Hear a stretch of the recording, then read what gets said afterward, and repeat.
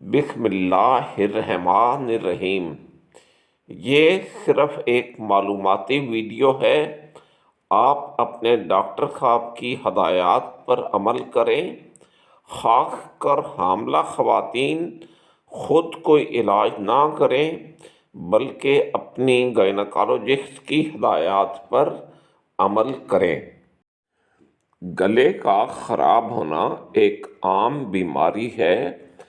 گلا یا viral infection سے خراب ہوتا ہے یا بیکٹیریل انفیکشن سے خراب ہوتا ہے۔ اس ویڈیو میں یہ بتانے کی کوشش کی گئی ہے کہ بیکٹیریل اور وائرل انفیکشن میں کیا فرق ہوتا ہے۔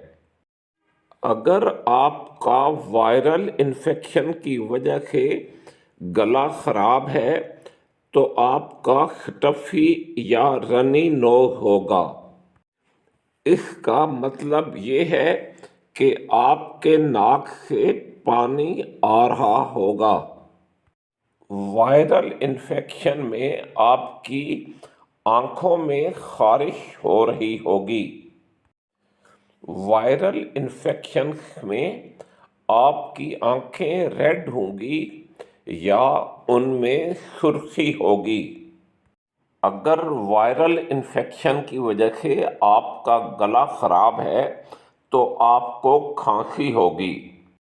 اگر آپ کا گلا بیکٹیریل انفیکشن کی وجہ سے خراب ہے تو آپ کو کھانسی، ناک سے پانی بہنا اور آنکھوں میں خارش نہیں ہوگی۔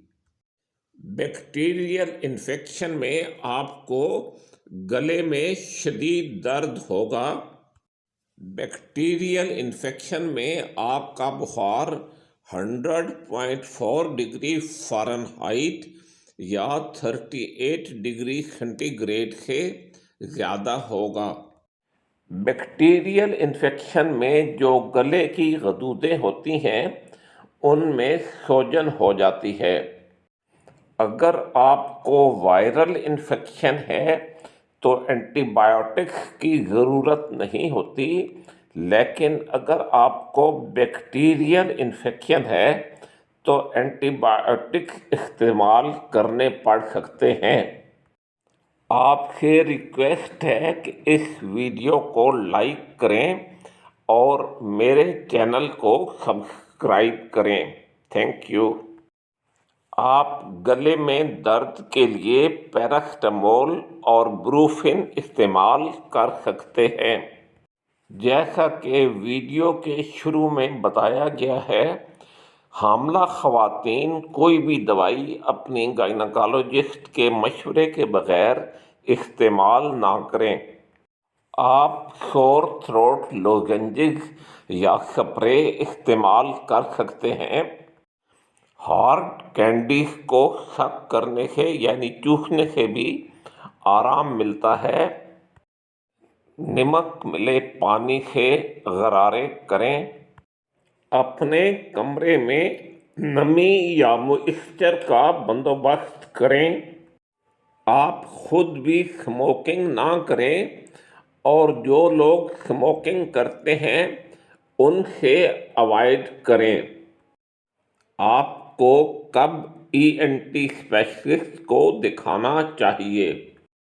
اگر آپ کا ٹمپریچر 101 ڈگری فارنہائٹ یا 38.4 ڈگری سینٹی گریڈ سے زیادہ ہو جائے یا آپ کو گلے میں شدید درد ہو رہا ہو تو بھی آپ اپنے ENT اسپیشلسٹ کو دکھائیں۔